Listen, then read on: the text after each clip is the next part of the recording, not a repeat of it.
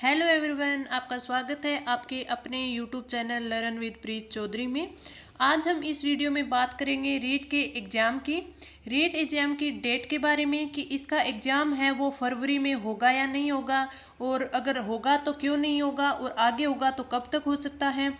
दूसरा हम बात करेंगे कि रीट के प्रमाण पत्र हैं वो जारी हो चुके हैं, उनको हम कैसे डाउनलोड करें, ये कब और हमें कहाँ मिलेंगे, इनके लिए हमें कौन कौन से डॉक्यूमेंट है वो लेके जाने पड़ेंगे, और जो एम है वो नहीं जा सकता, लेने के लिए नहीं जा सकता, तो वो उसे किस प्रकार प्राप्त कर सकता है। और एक ये भी कि अदर स्टेट वाले अभ्यर्थी हैं जिन्होंने रीट का एग्जाम दिया है वो अपना सर्टिफिकेट है वो कैसे प्राप्त कर सकते हैं। तो इन सभी पर हम चर्चा करेंगे। साथ में ही ये भी बातें सुनने को मिल रही है कि रीट एग्जाम है वो आगे जाएगा, और साथ में ही कि इसके जो लेवल 2 है उसमें वैकेंसी है वो बढ़ेंगी लेवल 2 में, तो वो कितनी बढ़ सकती हैं या नहीं बढ़ सकती हैं, इसके बारे में कुछ ऑफिशियल न्यूज़ है या नहीं, ये सब हम इस वीडियो में बात करेंगे। तो आप इस वीडियो को लास्ट तक देखें। तो चलिए वीडियो को स्टार्ट करते हैं। सबसे पहले हम बात करेंगे राजस्थान अध्यापक पात्रता परीक्षा रीट यानी रीट के प्रमाण पत्र के लिए बात करेंगे। ये आपको कहाँ मिलेंगे? तो रीट परीक्षा 2022 सफल अभ्यर्थियों के प्रमाण पत्र वितरण हेतु वितरण केंद्रों पर भिजवाए गए हैं, और वितरण केंद्रों की सूची है वो 2022 की वेबसाइट राज EDU बोर्ड rajasthan.government.in पर आपको एक लिंक दिया हुआ होगा, वहाँ पे आपको मिलेगी।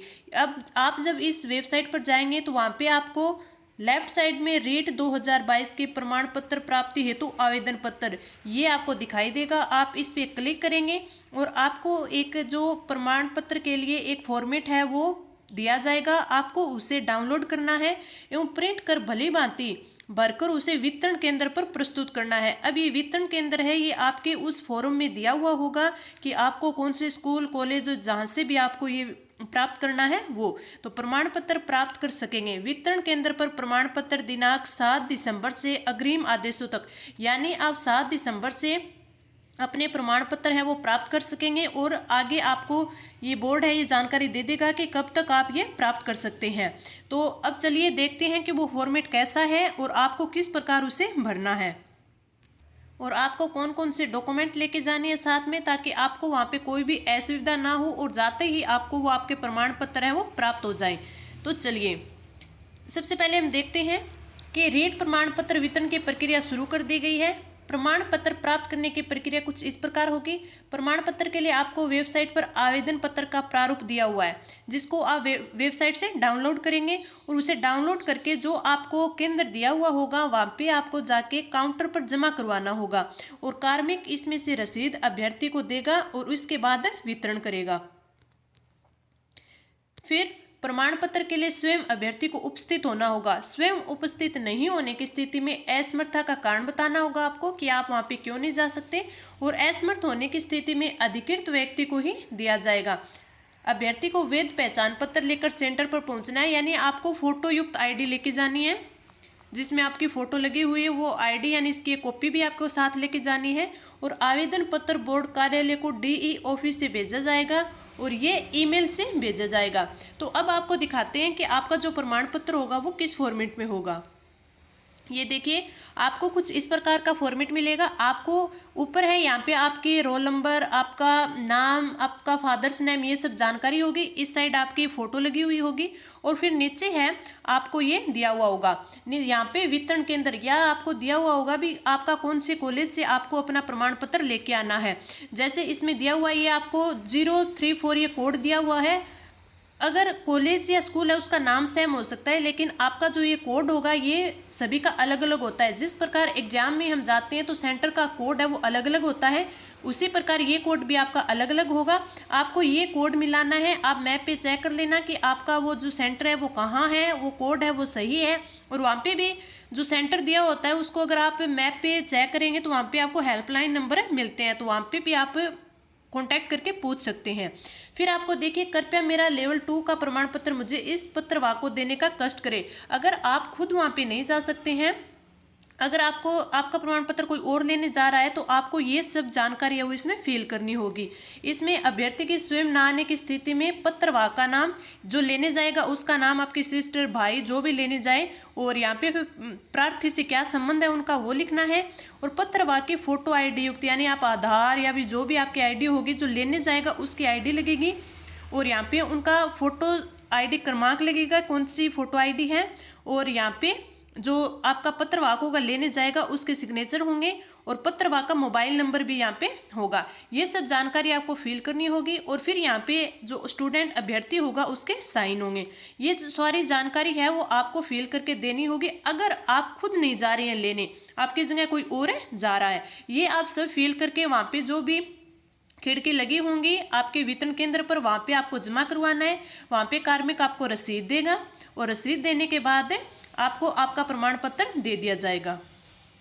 तो इस प्रकार आप अपना रीट का प्रमाण पत्र है वो प्राप्त कर पाएंगे। अब हम बात करेंगे कि रीट की एग्ज़ाम है वो आगे कब तक होगा, फरवरी में होगा या नहीं होगा, इस पर हम विस्तृत चर्चा करेंगे। रीट के एग्ज़ाम में देरी के जो कारण हो रहा है उसके लिए न्यूज़पेपर में आया था। क्या आया था कि इसमें भर्तियों में देरी क्यों हो रही है। शिक्षक भर्ती के साथ ही CET सीनियर सेकेंडरी एग्जाम, यानी जो डिग्री लेवल का सेट का एग्जाम है वो, और CHO की भर्ती परीक्षा भी फरवरी में प्रस्तावित है।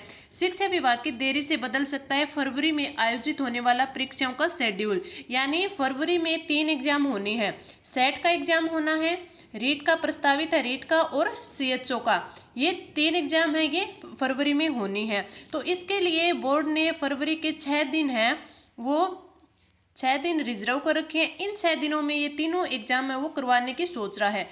ये देखिए बोर्ड ने, यानी चयन बोर्ड ने 4-5 फरवरी को रीट शिक्षक भर्ती परीक्षा, और 18, 19 और 25 और 26 फरवरी इनको रीट पात्रता परीक्षा लेने के लिए ये परीक्षाएं लेने के लिए तारीख है वो तय कर रखी हैं, और इन्हीं में CHO भर्ती भी फरवरी में प्रस्तावित है। तो यानी अगर आपके एग्जाम होगा तो 4 या 5 फरवरी को होगा, लेकिन अभी है वो जो चयन बोर्ड है उसको माध्यमिक शिक्षा बोर्ड ने है वो अभ्यर्थना है वो नहीं भेजी है। यानी 46,500 पर 500 पोस्ट पर ये भर्ती है ये होनी है, और इसकी जो अभ्यर्थना वो अभी बोर्ड ने नहीं भेजी है। माध्यमिक शिक्षा बोर्ड ने चयन बोर्ड को नहीं भेजी है। तो जो राजस्थान के कर्मचारी चयन बोर्ड के अध्यक्ष हैं हरिप्रसाद शर्मा, उन्होंने कहा है कि शिक्षक भर्ती की अभ्यर्थना है वो नहीं मिली है। अभ्यर्थना मिलने के बाद इसकी कुछ दिनों तक समीक्षा की जाएगी, यानी इसमें 4-5 दिन का टाइम है उन्हें लग सकता है, और ऐसे में फरवरी में होने वाली भर्तियों के कार्यक्रम को रीशेड्यूल करना पड़ सकता है। तो खुद बोर्ड के अध्यक्ष ने, हरिप्रसाद शर्मा ने भी बता दिया है कि इसको रीशेड्यूल कर सकते हैं, लेकिन आप इस बात पर नहीं रहें कि इसको शेड्यूल करेंगे या नहीं करेंगे। आप बस 4 और 5 फरवरी को ही अपना एग्जाम मान के चलिए। इससे होगा क्या, अगर आपको आगे का टाइम और मिलता है, 1-2 महीने और भी मिल जाते हैं तो आपके लिए अच्छा है, क्योंकि आपको तैयारी करने का और आगे मौका मिल जाएगा। और अगर आपकी तैयारी बहुत अच्छी हो चुकी है तो उसका रिवीजन करने का आपको मौका मिल जाएगा। तो आप ये बिल्कुल मत सोचें कि आपका एग्जाम है वो आगे हो जाएगा। आगे होता है तो अच्छी बात है, अभी आपको टाइम मिल जाएगा, वैसे आगे होना तो नहीं चाहिए। अगर अभी 5-6 दिनों में इनको अभ्यर्थना बोर्ड को, अगर RPSC है वो माध्यमिक शिक्षा बोर्ड है वो अभ्यर्थना भेज देता है, तो बोर्ड है वो 4-5 दिन में इसकी समीक्षा करके आपकी विज्ञप्ति है वो जारी कर देगा।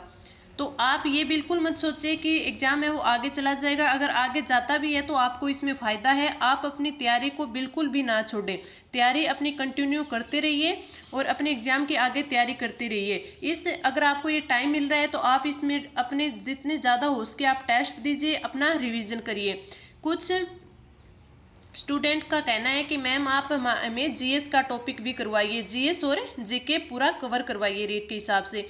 तो हम भी आपके लिए आगे सीरीज लेके आ रहे हैं जिसमें आपको GK और GS दोनों करवाया जाएगा। आपको राजस्थान GK के काफ़ी टॉपिक हैं वो हमने कंप्लीट करवा दिए हैं, और अब GS के कुछ टॉपिक्स आपने पढ़ सारा लिया है, बस आपको अब रिवीजन की ज़रूरत है। तो इसके लिए मैं आपके लिए GS का बैच लेके आ रही हूँ, जिसमें आपको नोट्स के थ्रू आपको रिवीजन करवाया जाएगा।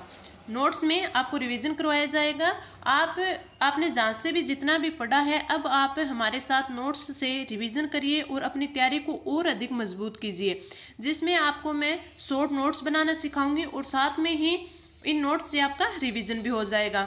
तो आप हमारे साथ जुड़िए और आगे की तैयारी कंटिन्यू करिए। अगर आपको ये वीडियो अच्छी लगी हो तो आप लाइक कीजिए, कमेंट्स करके हमें बताइए कि आपको जीएस के अलावा और कौन से टॉपिक पढ़ने हैं। अगर आपका जीके में कोई और टॉपिक है जो आपका वीक है, आप वो पढ़ना चाहते हैं, तो वो भी हमें कमेंट करके बताइए, आपके लिए वो भी हम लेके आएंगे।